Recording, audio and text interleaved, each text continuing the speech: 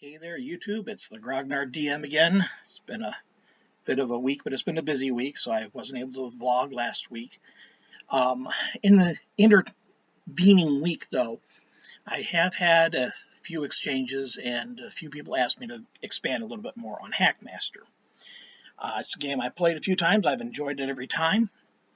I find it a very interesting combination of the more modern crunchier rules-oriented approach of modern gaming and a bit of the flavor of old school gaming.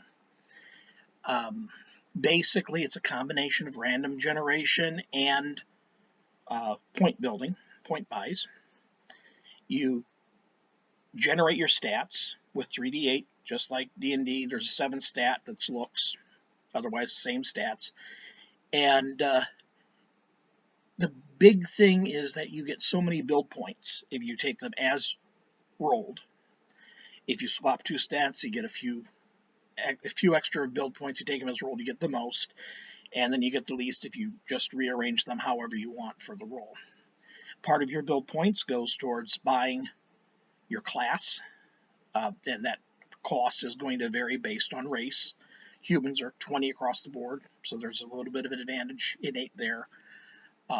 But some classes are not very oriented as far as races go. So dwarves, for instance, it costs 75 build points to be a ranger. You can increase the number of build points available at character creation by taking quirks and flaws. Very fun, very dangerous. If you load up on your quirks and flaws, you can wind up having a character that loses things right off the top. I had one character who had both the flaws of blind or deaf, and he was absent-minded, and he was sloppy. Literally, he had a 5 in 20 chance of not having anything on his character sheet, of having misplaced it, lost it, or not packed it in the first place.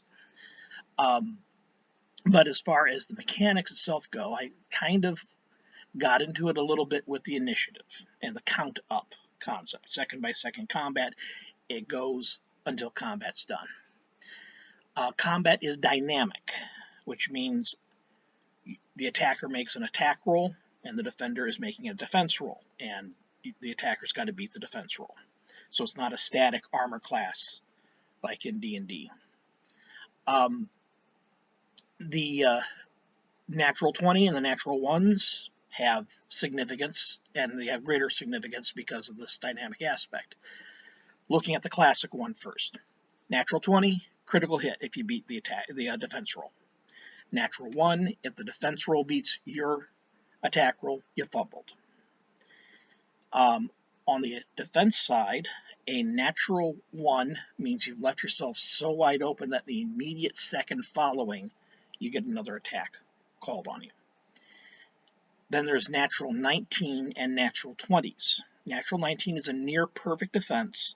If the defense roll beats the attack roll, you get a free unarmed attack, an elbow jab or a knee to the groin or something like that.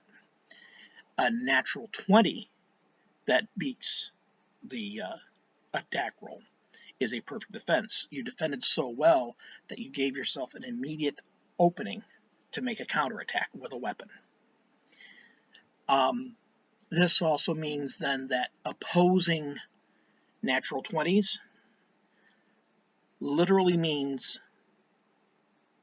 whichever one wins gets the beneficial factor, the perfect defense or the critical hit. If the natural 20 is on the attack roll, it still is a hit.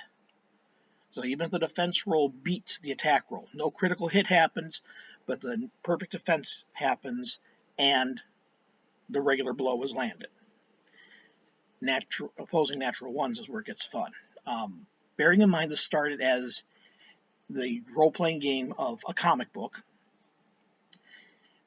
2 natural 1s means both sides look ridiculous and a slap fight ensues. Now, when I ran this once, there was a character was going for paladin. You can't just be a first level paladin. You've got to build into it. So he was going for paladin, which means he had very high looks, very attractive guy, and they're going through a hedge maze to attack a bunch of kobolds. The kobolds know they're there, so they've unleashed a bunch of weasels into the maze to attack their attackers. A weasel gets around behind the human and rolls a 1 on its attack roll to bite him. He rolls a 1 to defend. Now, in this particular situation, you really can't have a slap fight. So I basically said, the weasel's head bounces off your perfectly formed buttocks like it's playing the bongos. Everybody's laughing, and then there's a guy right behind him is playing a halfling thief. He's able to walk upright. And he says, I'd like to make an acting roll to pretend I didn't see this. And critically fails his acting roll. So we have proof that what has been seen indeed cannot be unseen. Spells are, magic is handled much differently in HackMaster. Mages get spell points, and they can not only overpower their spells, cast more points into it than would be required, with a chance of it coming unraveling and causing a spell failure.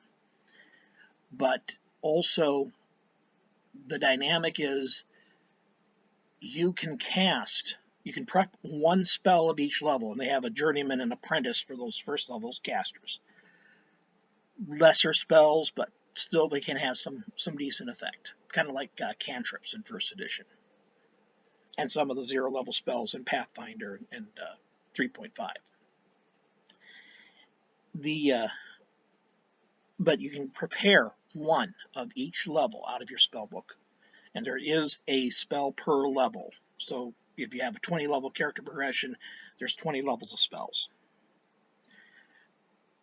You can cast that at normal cost, no problem.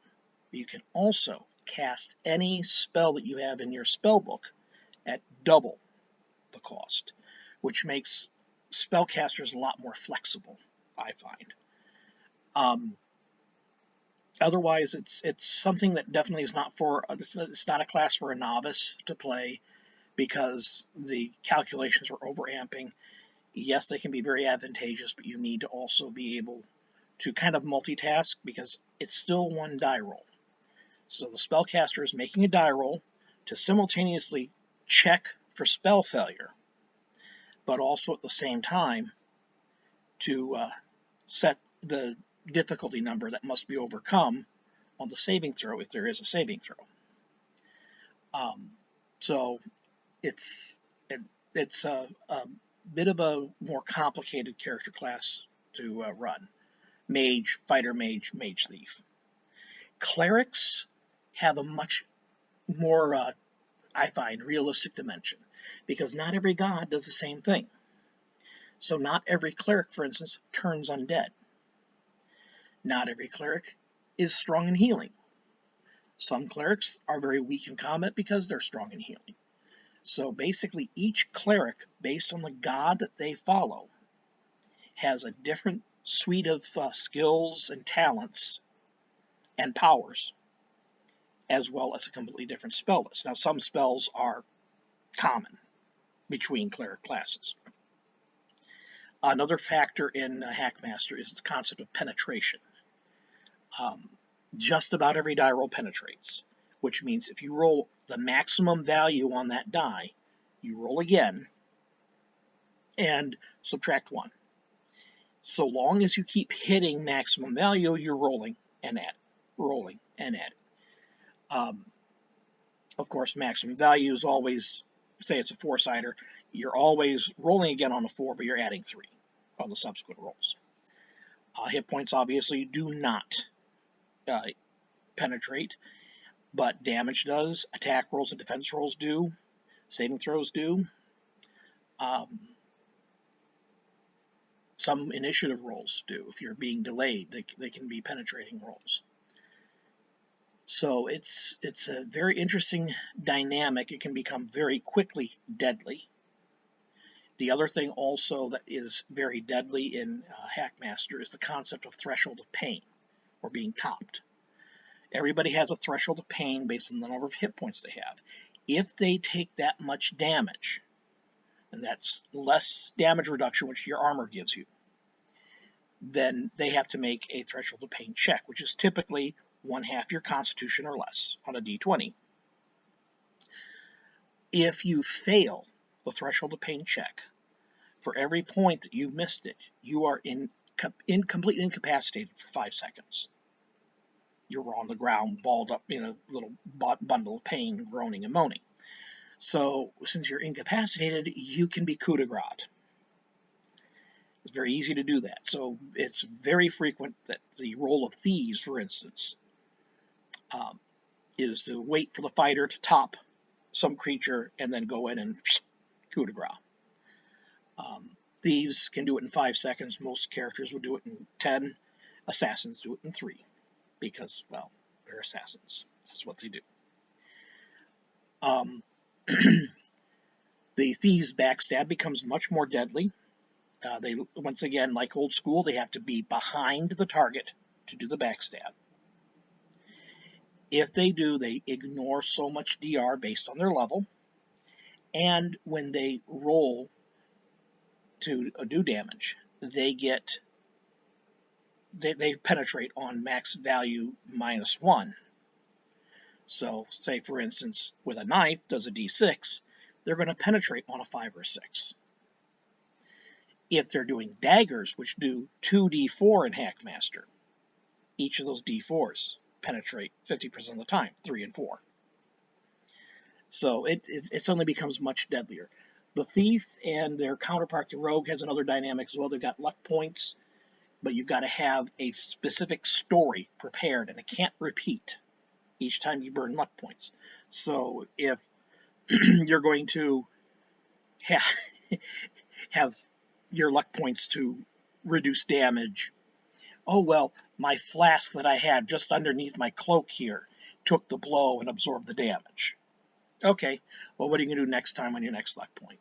Well, I managed to avoid stepping on the banana at the last moment, which caused me to actually step on a better foot placement that enabled me to vault up the wall quicker. All right, these things can make for entertaining stories. You got to have a storyteller to play a thief or a rogue. The rogues in this are pretty much the ultimate grifters. They are the con artists. They're also kind of bard-ish in that starting at 3rd level, they pick up the odd occasional magic user spell. Going back to clerics quickly, one thing about they don't have the same spell casting that the mage has. They just simply have spells. With their high wisdom, they get a bonus spell. Depending on how high the wisdom is, a 1st or 2nd, 3rd or 4th, so on and so forth. They prepare those spells, and they're there for 1 day. 1 casting. They don't have spell points, so they can't overamp, and also means they can't continually cast. So you do want to be very conservative if you've got a healing cleric with their healing spells. The good news is hit points are tracked separately because all damage heals concurrently. Natural healing is basically 1 day cumulative for each hit point. So the first 4 if you have 4 hit point damage, the first day heals 1 hit point. The second hit point is healed over 2 days. The third over 4 days, and so on. A Cure Light Wounds, for instance, will heal all hit points of damage. So each point of if you get 5 points healed, well, the 4 hit point wound is healed up. If there's another 5 hit point wound, that's healed up. If there's a 10 hit point wound, well, half of that's healed up, and then you can do natural healing for the rest of it. First aid speeds things up a little bit. Every character has certain skills suits that they start off with, so everybody's fairly well rounded. Plus, the races have bonus skills many times. There are more races to choose from. There's the typical suite, but you can also, if you like playing the half wild races, there's half hobgoblins as well as half orcs. There's an extra race of elf called the Grell or the Grunge Elf. In the Elf War, there were 3 factions instead of 2, and basically the Grell were the ones that refused to be driven underground like the Drow. So they don't have a lot of sympathy with the Drow because they're cowards. But they have no truck with the elves, so they just went out into the wilderness and became basically barbarians. There's also pixie fairies, which are really small butterfly wing type fairies. The Grell like to eat them. They find them magically delicious. And then there's also gnome titans. Gnome titans are basically gnomes of the Napoleon complex. There's also honor as an extra attribute. It's a calculated attribute that is purely a role-playing award. That's kind of the basics of HackMaster. It is a fascinating game. It can be a very complex game, especially if you use as many rules as possible. But it is, especially run at a convention, it is amazing to see with that second-by-second combat, every second the DM calls something, everybody reaching in to move their figurines. Then the next second, everybody moves their figurines again until somebody can actually attack or something like that. And even then, somebody fires a longbow. And then with each second, while he's reloading, he's moving his figure across the battle mat because he still can move. It's only when you're in melee that you can't just freely move about the mat because you're engaged. But there's also a fatigue factor aspect. There's several other things. I didn't even really go into a lot of the talents. You also have proficiencies, which are more than just weapon proficiencies and armor proficiencies. These are basically things once you gain skill in it, you can't really improve it. You know how to do it. It's there as a skill. And then of course skills. But if there's any interest in me talking and rambling on about it a little bit more, I will do that on a subsequent video. But until then, may all your hits be crits, and I'll see you at the game table.